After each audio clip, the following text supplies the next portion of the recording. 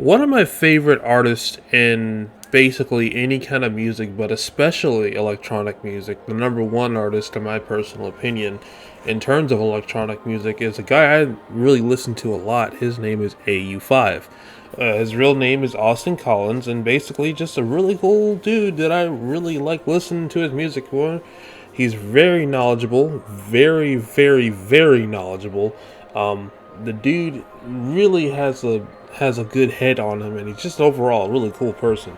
And in terms of the electronic space, in terms of melodic and even a lot of bro step stuff and other types of genres, I think he nails it to the core.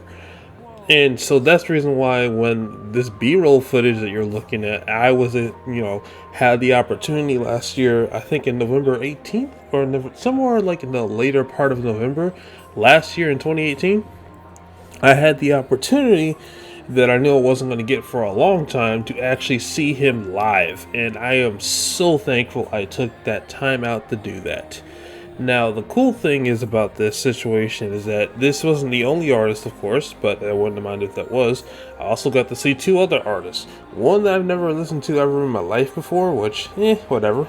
And then another one who I have listened to before. Really enjoyed his stuff a lot, although I fell off of his newer stuff a lot as well. His name is Seven Lions, as far as the person that, I've known a little bit before. And Jason Ross, who I've never heard about in my life ever. And so that's basically what's going on there.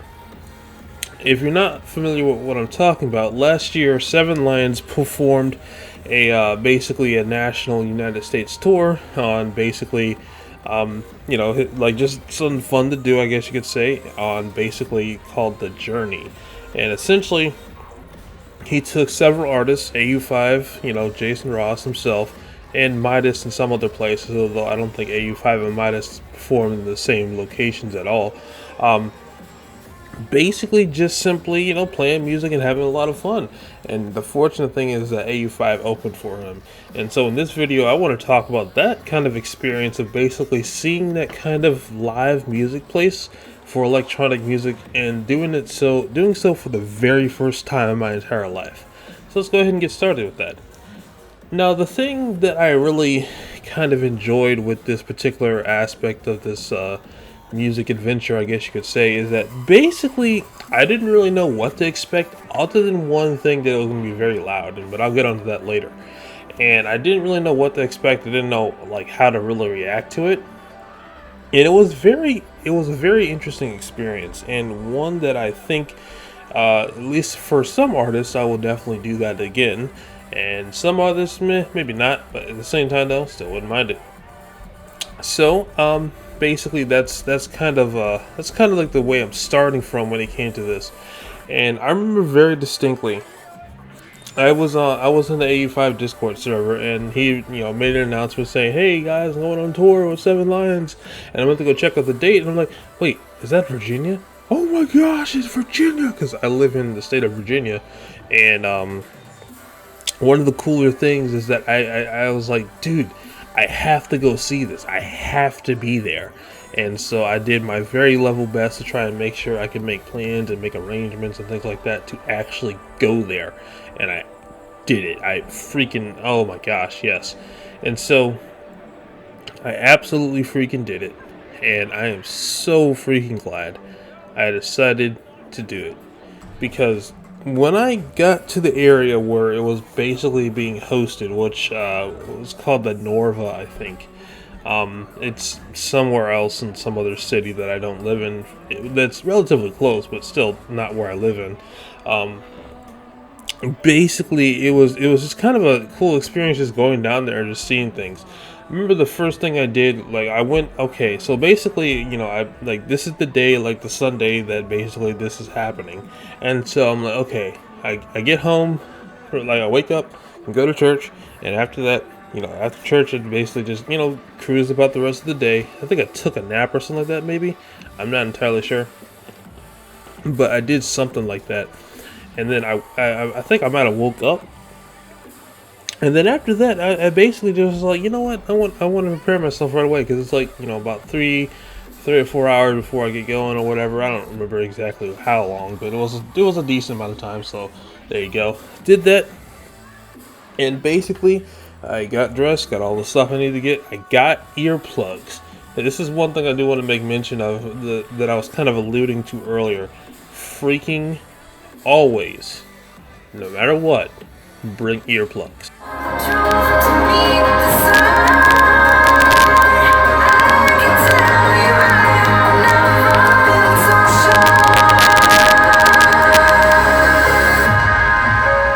Because I'm telling you right now, you will burst your ears if you go to anything more than maybe like 1 or 2 events. Heck, you might even do it on the first try, because that is so loud. Like AU5's part wasn't that bad. I mean, it was loud, but it wasn't like, you know, like, oh my gosh, I'm about to die kind of loud. It was more like, this is pretty cool, and you loud, and like a few decibels louder.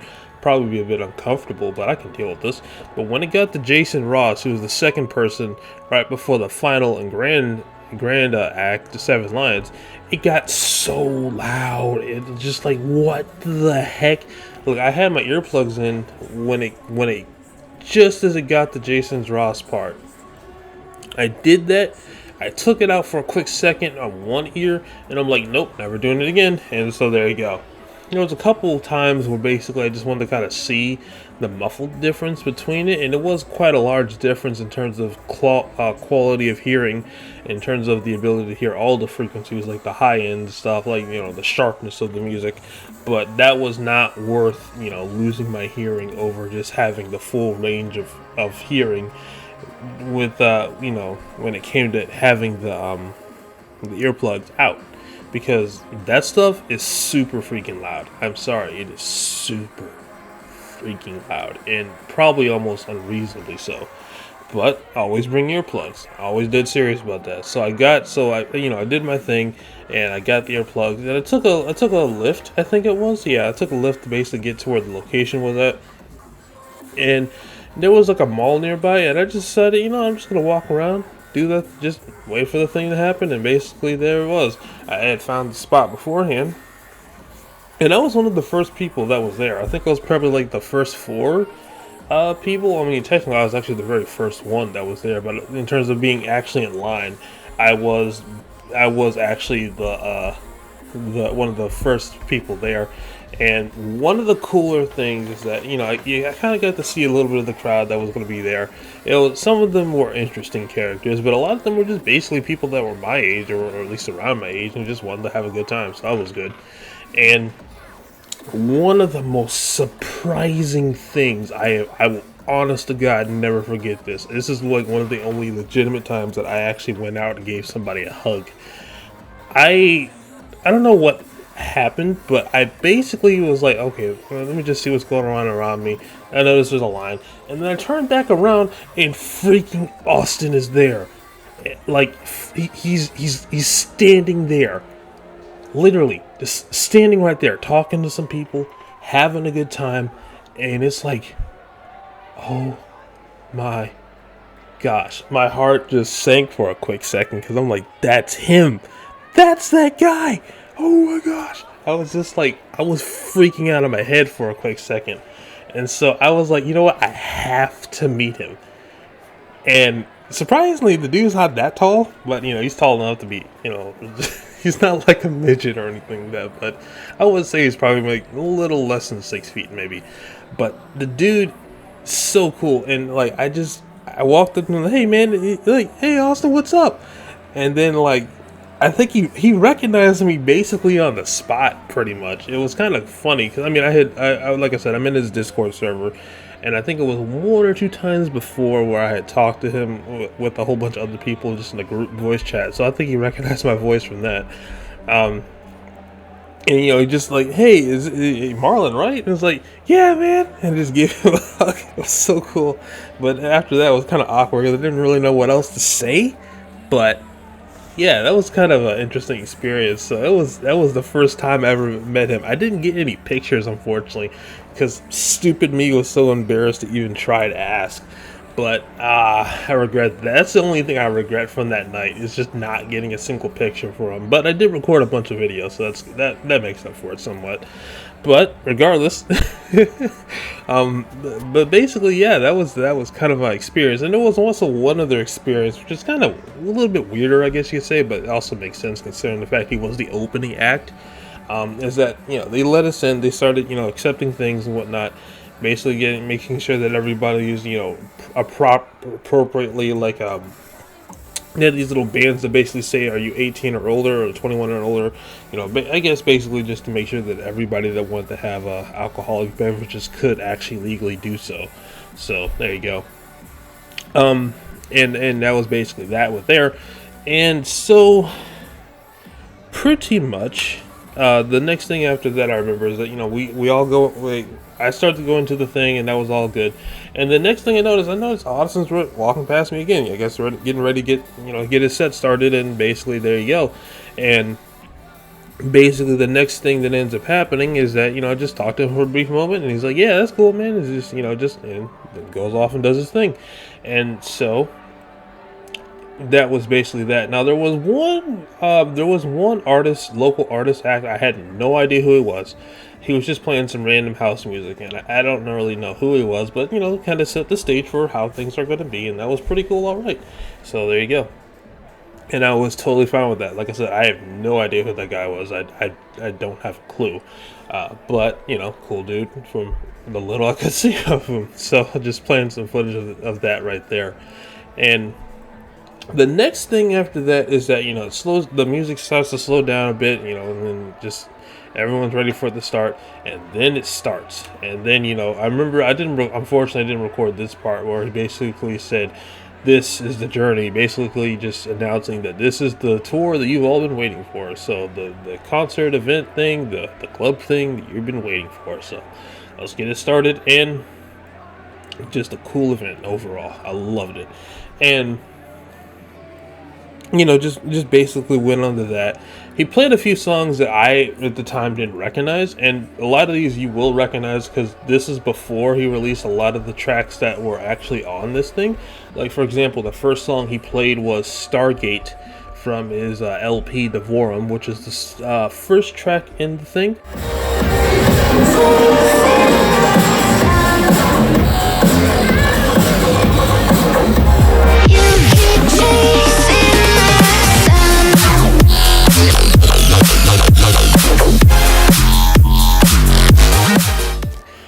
And then they also actually had, I didn't realize this at the time, but he did also play a little bit of Dragonfly.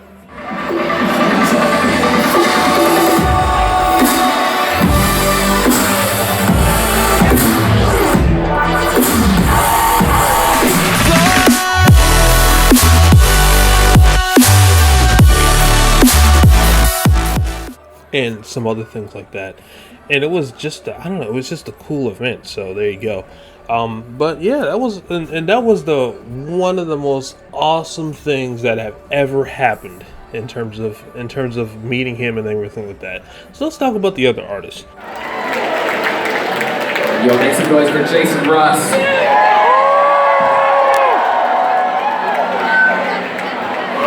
Oh, you guys are awesome. I hope you have a wonderful night. And you fire the sign out.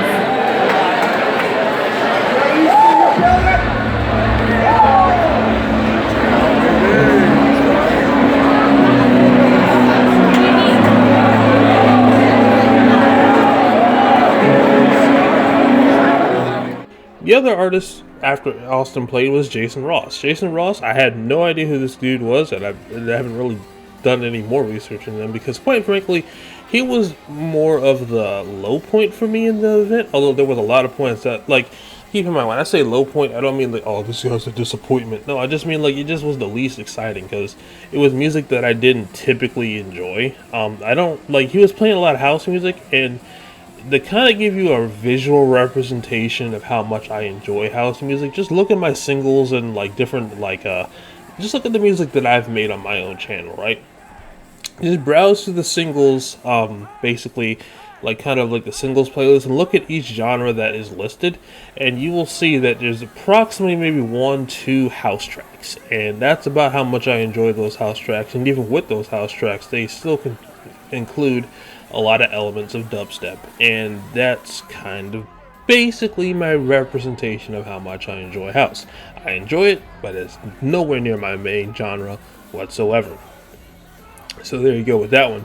And so he was playing a lot of house, but there was a few moments he was playing dubstep, and that was probably the best part of his whole set overall.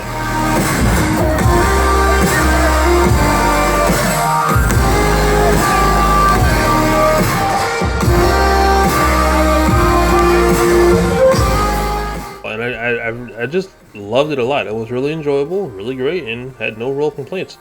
So there you go. And I don't really know what else to say about that other than just basically that was Jason Ross. I had, like I said, no complaints. He was the low point. It was least exciting genre of music, but at the same time though, great dude, cool cool set, and had no complaints like that. So after that, we get on to the grand finale, which is 7 Lions.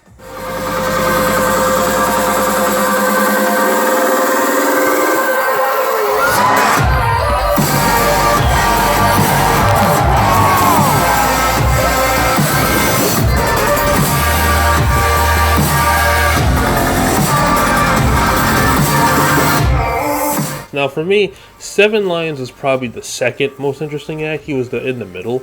85 was the treat for me personally. Although I know for a lot of people, 7 Lions was the grand act. I mean, after all, he was basically the guy that was the main event. So there you go. And surprisingly, he didn't really say anything. He actually didn't say a single word, which is kind of interesting for me. But there you go. But he had a lot of fun surprises. When he first came into the thing, we were already in the mood. Everybody was just hyped as all get out. And so when he played his first song, it was amazing. One of the more interesting things that I learned as a producer, actually myself, because I do produce music as well, as probably noted earlier, is that I've actually tried to do like private, like pre-mixed music mixes or whatever. Basically just make them in FL Studio, and that was it. I've done a few of that. Had a few ideas for some other songs that I want, some other kinds of things that I wanted to do with that, but didn't really go anywhere. But it did give me an idea about something that I didn't think was actually kind of possible, which is to weave back in between like club-centric songs versus, more emotional, like, I wouldn't say slow, but just songs that were just basically like, for all intents and purposes, not your average bro step stuff. I don't even know what's about to hit him. The hammer of God.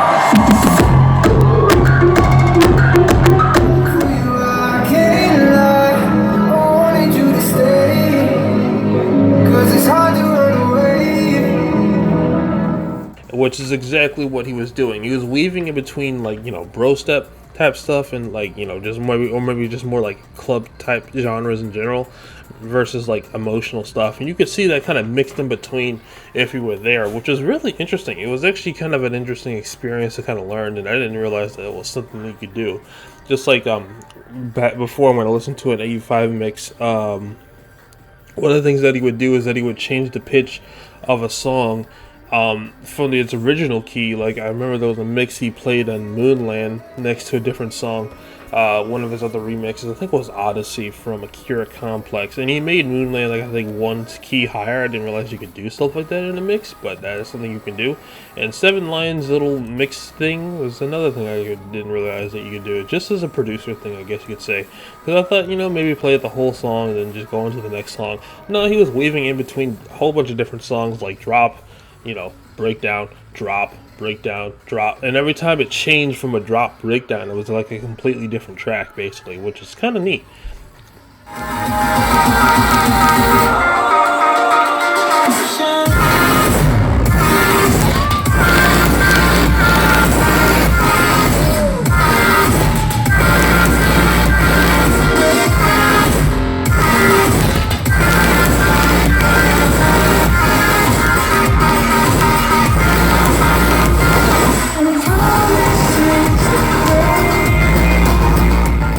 Now, the next thing after that, and one of those closer things to the final, was kind of like probably the most, I could say, emotional highlight of the whole thing. And I don't mean like in terms of like cry, boo-hoo type of thing. I mean just like in terms of like the peak, or at least maybe the second peak of the whole thing was basically just me looking at. I had my phone out at the time, and it was closer to the end of the whole set, right? Very close to the end of the set, and pretty much all that what ended up happening is that you just playing one of his songs, and I could just look out into the crowd, like both the balcony and on the dance floor, and it was just one of those moments where I was like,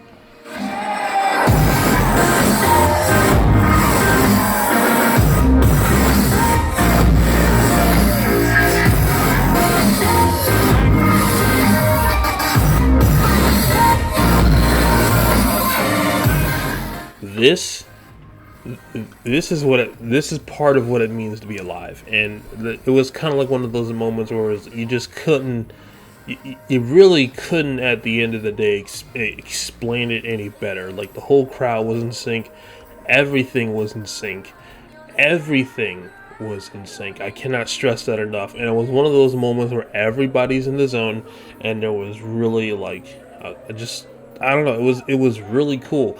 Like, you ever had those moments when you're playing a game, right?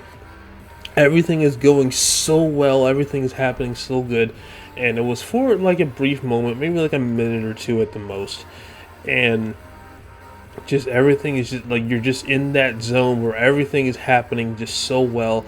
Everything's unexpected, but they're also all going all your way, and it was kind of like that moment in there for pretty much being at that event right there. But that was kind of the cooler. That was probably the second coolest thing, and the most coolest thing about the whole event, I'm gonna leave it off with this.